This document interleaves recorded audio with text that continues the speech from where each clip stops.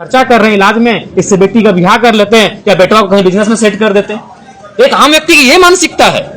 यानी आज जो प्राइवेटाइजेशन का जो मनमानी हो रहा है शिक्षा और स्वास्थ्य के क्षेत्र में, अगर इसको नियंत्रण में नहीं लाया जाएगा पत्रकार महोदय, तो आप सबों के बीच में कहना चाहूंगा, आज से 20 साल बाद आप देखिएगा कि एक गरीब आदमी दरिद्र हो जाएगा।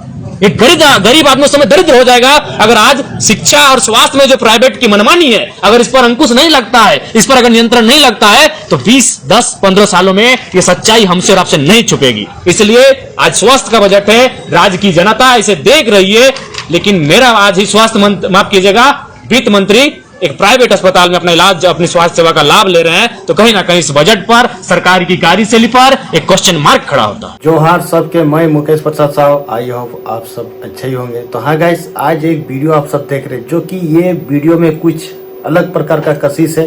तो हाँ गाइस, आप सब जरूर देखें इस वीडियो को, जो कि जेल कैंप के सुप्रीमो टाइगर जयराम कुमार महतो फिर से आ चुके हैं मार्केट पे, और ये बात में बहुत क्या सच्चाई है, आइए वीडियो को गहराई में हम लोग देखते हैं। अगर आपको अच्छा लगा तो चैनल को सब्सक्राइब जरूर कीजिएगा। सवाल यह विधायक जी कि आप स्वास्थ्य व्यवस्थाओं को लेकर कह रहे थे, राज्य सरकार तो स्वास्थ्य बीमा बांट रही है, 15-15 लाख रुपए का जो है ढिंढोरा पीट रही है। देखिए, मैंने वही कहा ना कि वो हाथी के दांत खाने के अलग होते हैं, दिखाने के अलग होते हैं। अभी देखिए बोकारो जिला में चले जाइए, 5 महीने से वेतन नहीं मिला है।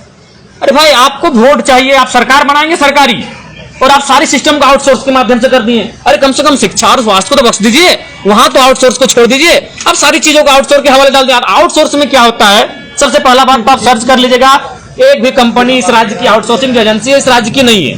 वो सबसे पहले जिनकी नियुक्ति करती है उनसे मोटा पैसा वसूलती है, और 3, 4 साल, 5 साल उनके सेवा लेने का कार्य होता है, और फिर अचानक उन्हें बैठा दिया जाता है, नई एजेंसी वहां डिप्यूट होती है। तो आउटसोर्स के माध्यम से इस राज्य में गंदा खेल हो रहा है, उस पर भी सरकार को संज्ञान में लेते हुए कम से कम उस खेल पर तो सब प्रकाश डालिए ना।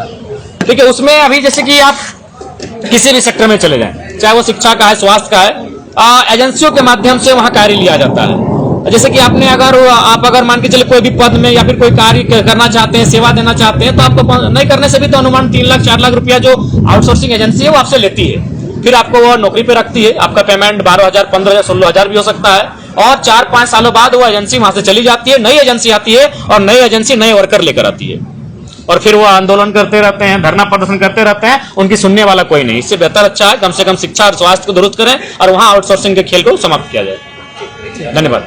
सदन के अंदर आपके सवालों का जवाब देते नजर आते हैं ना सदन के बाहर।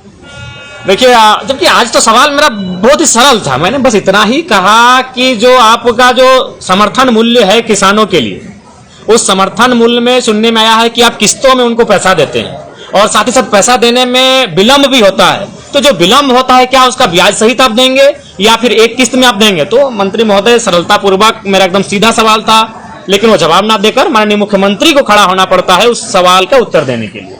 तो क्या परिस्थितियां हैं, स्थितियां क्या हैं, ये आपसे छुपा नहीं है। और एक सवाल है इसमें था आपका गृह विभाग का वैकेंसी को लेकर था। इससे पूर्व का जो वित्तीय वर्ष था 2022 या 23 का था, उसमें लगभग 1,40,000 के आसपास सिपाहियों की मतलब बहाली लेने के लिए वित्तीय बजट में वो प्रस्ताव था, और अभी वो घटकर 1 लाख के आसपास हो गया, यानी 40,000 कम हो रहा है। जबकि अगर राज्य की संख्या बढ़ रही है, राज्य की आबादी बढ़ रही है, युवाओं की संख्या बढ़ रही है, और युवा जो होता है वो पहली प्राथमिकता झारखंड जैसे राज्य में, चूंकि गुरु जी भी कहते थे पेड़ चढ़ो उतरो और पुलिस की नौकरी ले लो, तो इस राज्य के युवा आज भी पुलिस की जो नौकरी है उसको एक लक्ष्य मानते हैं, और आप सीधे 40,000 घटा दिए, जबकि आबादी बढ़ रही है। तो उस पर भी कहीं ना कहीं हमें लगता है सरकार की मंशा साफ नहीं है। और हमारे गाँव में तो आज भी एक कहावत है कि गाँव में गिद्दा 2 चीजें टका कमेबे, टणिया दौड़ के, ना तो मटिया कोड़ के। तो टणिया दौड़ के, उसका मतलब यही है, दौड़ के मतलब ग्राउंड में दौड़ के, खेत में दौड़ के पुलिस की नौकरी, तो उसमें भी कटौती की जा रही है, जो कि मेरे हिसाब से कतई उचित नहीं है। धन्यवाद आप सभी।